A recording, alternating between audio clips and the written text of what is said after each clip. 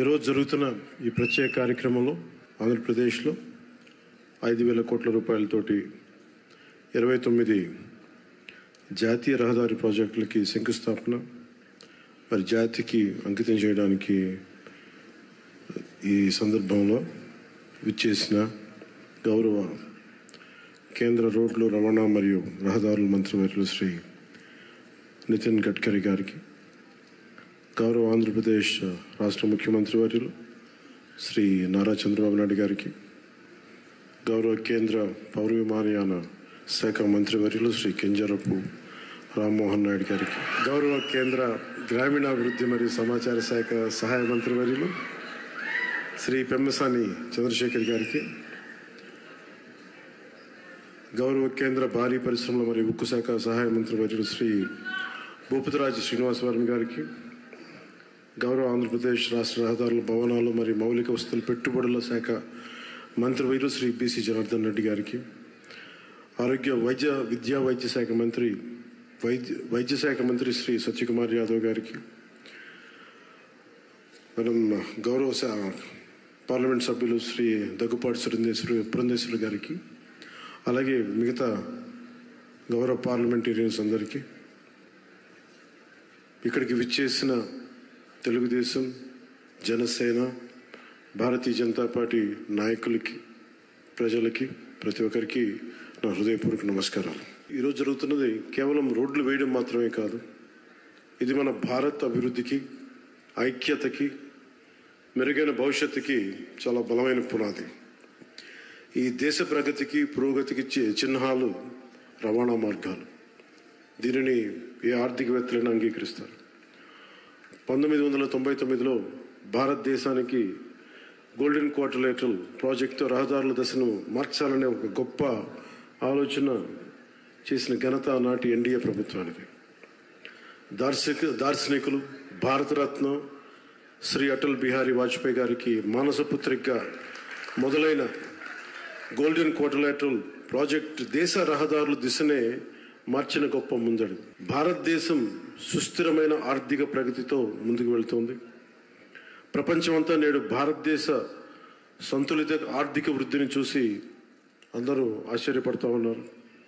ప్రపంచంలోని అత్యంత ప్రజాదరణ కలిగిన నాయకులుగా గుర్తింపు తెచ్చుకున్న గౌరవ ప్రధానమంత్రి శ్రీ నరేంద్ర మోదీ గారి సారథ్యంలో భారతదేశం $4.18 ట్రిలియన్ జీడిపితోటే ప్రపంచంలోనే 4వ అతిపెద్ద ఆర్థిక వ్యవస్థగా రూపాంతరం చెందింది.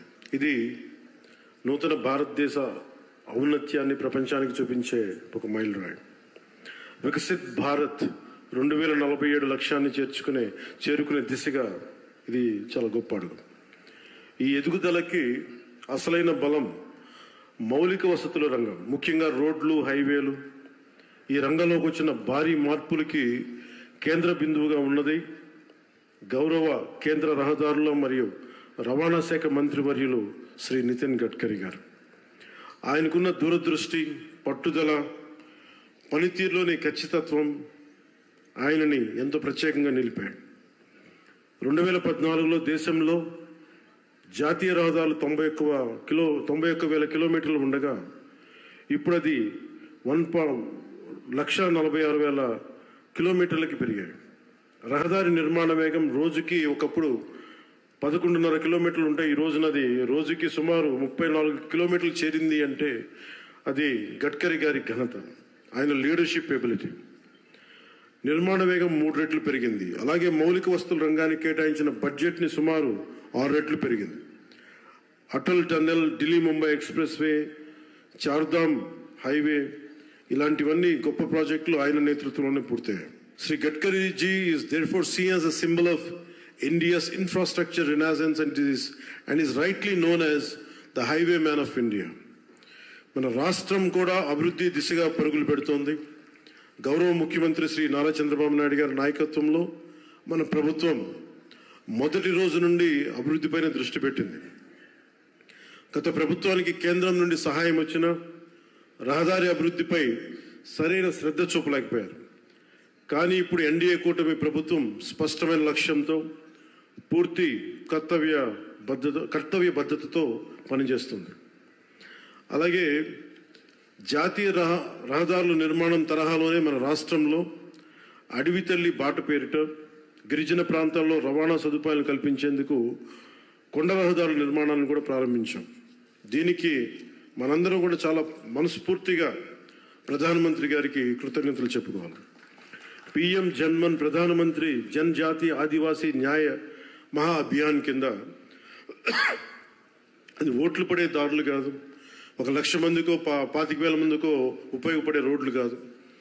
కానీ అభివృద్ధి పథంలో అందరూ బాగుండాలి, అందరూ దీంట్లో భాగస్వామ్యం తీసుకోవాలి అనే ఒక సదుద్దేశంతో ఈ పిఎం జన్మన్ కింద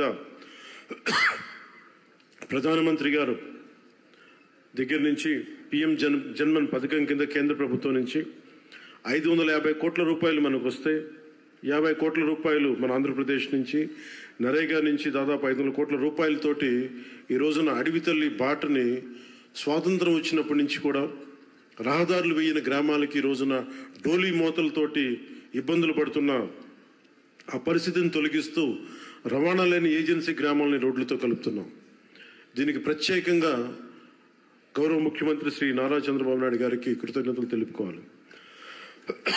వారికి ఒకటే తెలియజేశాను, ఈ డోలీ మోతలు చాలా ఇబ్బందులు ఉన్నాయి సార్. కనీసం మనకున్న ఈ ఆర్థిక ఇబ్బందుల్లో కనీసం మీరు ఒక 50 కోట్లు కానీ రిలీజ్ చేయగలిగితే కనీసం కొన్ని గ్రామాలకైనా మనం చేయొచ్చు అంటే చాలా పెద్ద మనసుతోటి ఆ రోజున ఆయన ఆ 50 కోట్ల విడుదల ఈ రోజున దాదాపు మనం 1000 కోట్లుకి రోడ్లు వేయగలిగే స్థాయిలో ఉన్నాం. అందుకే మనస్ఫూర్తిగా మన ముఖ్యమంత్రి గారికి నా ధన్యవాదాలు తెలుపుతా ఉన్నాను. అలాగే ఇప్పుడు మనం ఈ రహదారులు కేవలం ప్రయాణ సౌలభ్యం కోసం మాత్రమే కాకుండా ఎకో టూరిజం అభివృద్ధికి, యువతకి ఉపాధి అవకాశాలకి మార్గం వేస్తున్నాయి. ప్రకృతి సౌందర్యాన్ని కాపాడుతూ నిర్మించిన ఈ మార్గాలు మన రాష్ట్ర అభివృద్ధికి గర్వకారణంగా నిలుస్తున్నాయి. ప్రాజెక్టులు పర్యావరణ సమతుల్యతకు భంగం కలగకుండా ముందుకు సాగేందుకు అటవీ అనుమతులతోనే అత్యంత జాగ్రత్తతో ప్రణాళికలు రూపొందిస్తూ కొనసాగిస్తున్నాం. మోదీ గారి దృష్టి, గడ్కరీ గారి కృషి, గౌరవ ముఖ్యమంత్రి చంద్రబాబు గారి సంకల్పంతో ఈ ముగ్గురి నేతృత్వంలో మన రాష్ట్రం, మన దేశం అన్ని రంగాల్లో పరిగెడుతుంది. అభివృద్ధిపై ప్రతి ఒక్కరు కూడా ఈ భాగస్వామ్యంలో మీరు చేరాలి, అన్ని ప్రాంతాలు అభివృద్ధి చెందాలనేదే మన లక్ష్యం. ఈ మంచి రోడ్ల వల్ల సరికొత్త పరిశ్రమలు, ఉత్పత్తి యూనిట్లు, IT industry, electronic, logistic hubs, food processing parks రాష్ట్రంలోకి వస్తాయి. ఇది రాష్ట్ర ఆర్థిక వ్యవస్థని బలంగా చేయడంతో పాటు దేశ ప్రగతికి మరియు దేశ జీడిపి వృద్ధికి మన వంతు కృషిని అందించడమే లక్ష్యం. ఇవి భారతీయుల ఐక్యతని, సమగ్రతని ప్రతిబింబిస్తాయి. మన ఆత్మబలంతో నిర్మితమైన ప్రగతికి మార్గదర్శక దీపాలు, రేపటి తరాలకి మనం అందించే ఒక బలమైన వారసత్వపు ఆస్తి. ఈ సందర్భంలో నేను మీ అందరినీ ఒకటే కోరుకుంటా ఉన్నాను. గత ప్రభుత్వాన్ని చూశారు, కూల్చివేతలతో మొదలైన ప్రభుత్వం, రోడ్లు వేయని ప్రభుత్వం, కనీసం రహదారుల్లో గుంతలు పూడ్చని ప్రభుత్వం. కానీ ఈ రోజున మన ఇన్ని ప్రతి ఊరిలో కూడా ఊరికి మధ్య గుంతలు పూడ్చడంతో పాటు రహదారులు నిర్మిస్తూ ఉన్నాం. హైవేలు ఈ రోజున గడ్కరీ గారి ఆశీస్సులతో మనం ప్రారంభిస్తూ ఉన్నాం. వీటన్నిటికీ కూడా మనకు కావాల్సింది కనీసం ఒక 15 సంవత్సరాలు ఈ కూటమి చాలా బలంగా ఉండాలి. వాళ్ళు ఎన్నో రకాలుగా ఈ కూటమి ఐక్యతని దెబ్బతీయడానికి ప్రయత్నం చేస్తూ ఉంటారు. వీటన్నిటిని మనం కొంచెం జాగ్రత్తగా ఉండాలి, ఎరుగుతూ ఉండాలి. నేను ప్రత్యేకించి ఈ కూటమికి నేను ముందుండి కృషి చేయడానికి కారణం ఒకటి 5 కోట్ల మంది మన ఆంధ్రప్రదేశ్ ప్రజలు దేశ అభివృద్ధిలో చాలా బలమైన భాగస్వామ్యం వహించాలి. ఆంధ్రప్రదేశ్ ఖ్యాతి మొత్తం తెలియాలి.